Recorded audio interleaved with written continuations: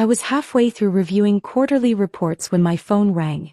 Coastal Properties Realty, according to the caller ID. I didn't recognize the number, but I answered anyway. Ms. Reese Cooper? This is Linda Martinez from Coastal Properties. I'm calling about the beach house at 2847 Sandpiper Lane. Your father Robert Cooper contacted us about listing the property. I set down my pen very carefully. I'm sorry, what? Your father scheduled a walkthrough for tomorrow afternoon. He said it's a family property that you all want to sell.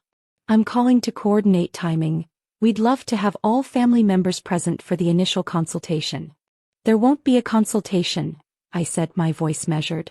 That property isn't for sale. Oh. I'm sorry, I must have misunderstood. Your father was quite clear that the family had decided. My father doesn't own that property. I do.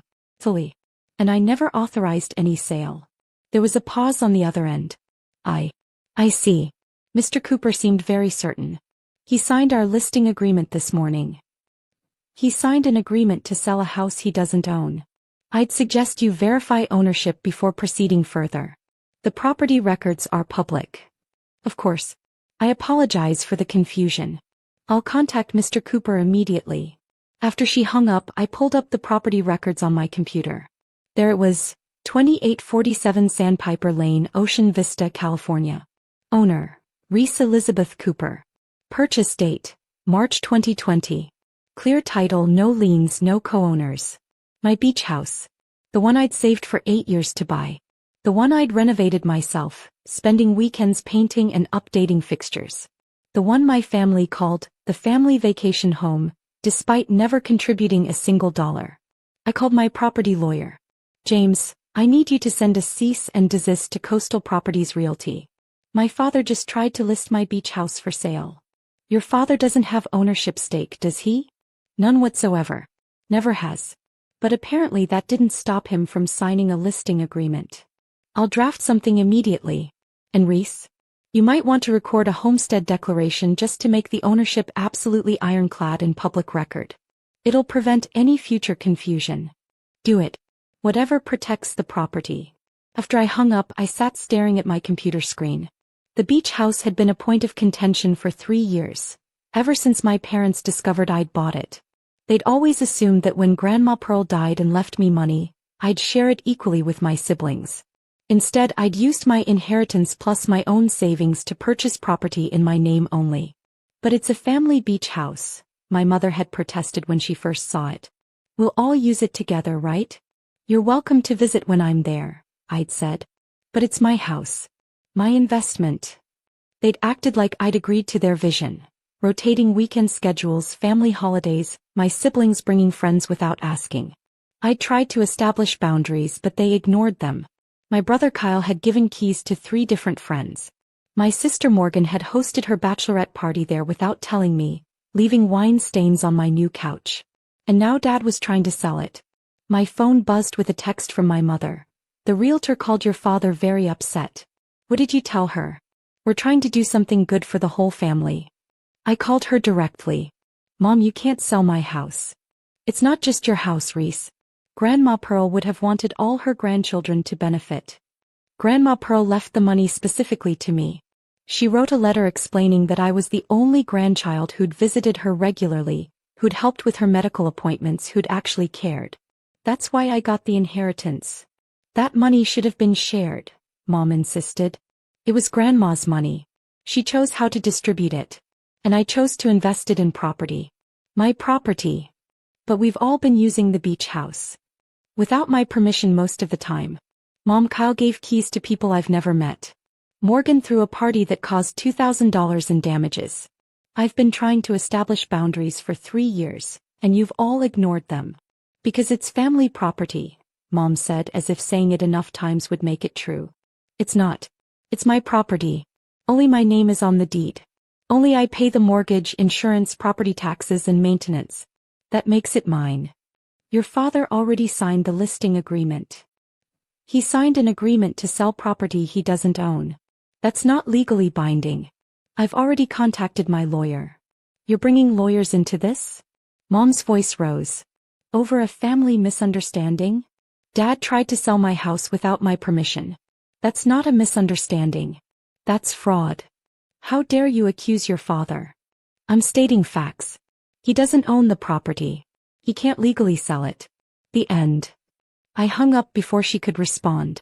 The next afternoon I drove to the beach house. It was 3 hours from my apartment in the city, a drive I usually loved. Today I was too angry to enjoy the scenery. When I arrived, my father's car was in the driveway. And another car I didn't recognize. Presumably the realtor who hadn't gotten my message about canceling. I found them inside. Dad, the realtor Linda Martinez, and my brother Kyle.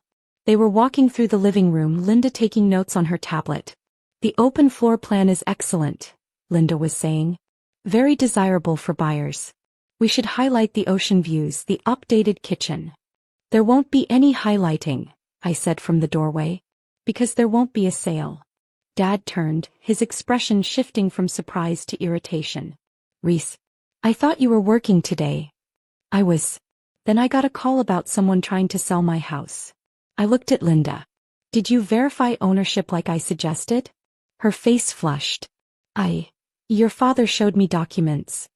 What documents? Dad pulled out a folder. The original purchase documents from when your grandmother left you the money. It shows this house was bought with family inheritance. It shows I used my inheritance to buy property, I corrected. In my name only. Did you show her the deed, Dad? The one that lists me as the sole owner. The house is family property, Dad insisted. Your grandmother's money was left to me, not to the family. To me specifically. And I used it to purchase this property. Solely in my name. I turned to Linda. I'm the legal owner. Did my father show you the current deed? He said it was in family trust, Linda said weakly. There is no family trust. This is fee simple ownership under my name alone. You can verify that with the county recorder's office. Kyle stepped forward. Come on, Reese. Don't be like this. We're trying to make smart financial decisions. The market's strong right now. And when the market wasn't strong when I bought this place during the pandemic at a great price, where were you? Were you offering to help with the down payment? With renovations? With any of the costs? We didn't know you were buying it, Kyle protested. I told everyone. You all said it was a waste of money, that I should invest in stocks instead. Then after I'd bought it, renovated it, made it beautiful, suddenly it's family property. You've kept it from us, Dad said. Restricted access made us feel unwelcome. I've tried to set boundaries and you ignored all of them, I said. Kyle, you gave your girlfriend's brother a key. He threw a party here. Morgan used the house for her bachelorette weekend and left it a mess. And now you're trying to sell my house without asking me. We need the money, Dad said. Your mother and I want a nicer retirement place. So you decided to sell my property to pay for it? It was bought with your grandmother's money, Dad repeated. Money that should have been shared with all the grandkids. But it wasn't, I said. Grandma Pearl made her choice. She left it to me because I visited her, helped her, cared for her. You didn't. Kyle didn't. Morgan didn't. Dad flushed. We were busy. Exactly. I made time. Grandma noticed. Linda, the realtor, shifted. Maybe I should go. It's a legal issue now, I said. Please update your records that this house is not for sale. Of course, she said quickly and left. I turned back to my father and brother. This stops now. No more acting like this is family property. No more keys. No more showing up unannounced. This is my house. You're being selfish, Kyle snapped. I'm being clear. That's different. What should we tell Mom? Dad asked. She already picked a retirement home based on the sale. Tell her the truth. This isn't your asset. It never was. You planned your future with money you don't own. Dad scowled. After everything we did for you, raising you, paying for college. I'm grateful. But that doesn't give you the right to take my property. Being my parents doesn't mean you own my things. Kyle sighed heavily. You're going to destroy this family. No, I said. Trying to sell my house behind my back is what destroyed trust. I'm just refusing to let it happen again. They left angry, muttering about fairness, lawyers, and family loyalty. I stayed and changed the locks, added cameras, and installed a security system. My phone lit up nonstop. Mom, how could you embarrass your father like that? Morgan, You're tearing this family apart over a house. Kyle, hope your property is worth losing us. I ignored them. I called my lawyer James. I want everything recorded clearly. No one else has a claim. You're the sole owner, he said. But I'll add declarations to make it even clearer. 2 days later, the new documents were official. My ownership was undeniable. Then Dad called from a blocked number. The realtor says she won't work with us anymore. You filed extra documents. She verified I own the house. She doesn't want to get sued. We're contesting this, he said. You lied to us. You promised. I never promised anything. Grandma's will is valid. Probate is complete. You have no case. You've changed, Dad spat. Money made you cruel. No. Money made me protect my boundaries, I said. You mistook my kindness for permission. He hung up. 3 weeks later, a lawyer's letter arrived. My parents were trying to claim I'd promised to share the property. James laughed. No proof. This is nothing. We responded legally and the issue disappeared. But the family didn't. They simply froze me out. Thanksgiving invitations went to everyone but me. Christmas cards skipped my mailbox. My cousin's wedding lost my invitation. I spent Thanksgiving at the beach house with friends. Good food, quiet waves, peace. On Christmas Eve, Morgan called. Are you really letting this house ruin our family? I didn't try to sell something that wasn't mine, I said. I didn't cross boundaries. That was you. All of you. And for once I didn't feel guilty saying it. We just thought. You thought wrong. And instead of apologizing and respecting my ownership, you're all angry that I won't let you sell my asset. Mom's crying every day about this. Then maybe she should stop trying to take what isn't hers. Morgan hung up without saying goodbye. A year passed. The beach house remained mine, properly secured and clearly titled. I rented it out occasionally through a property management company when I wasn't using it. The income covered the mortgage and then some. My family slowly began reaching out again. Tentative texts, awkward phone calls, careful invitations that acknowledged the boundaries I'd set. Kyle apologized for giving out keys. Morgan admitted she should have asked before using the house for her party.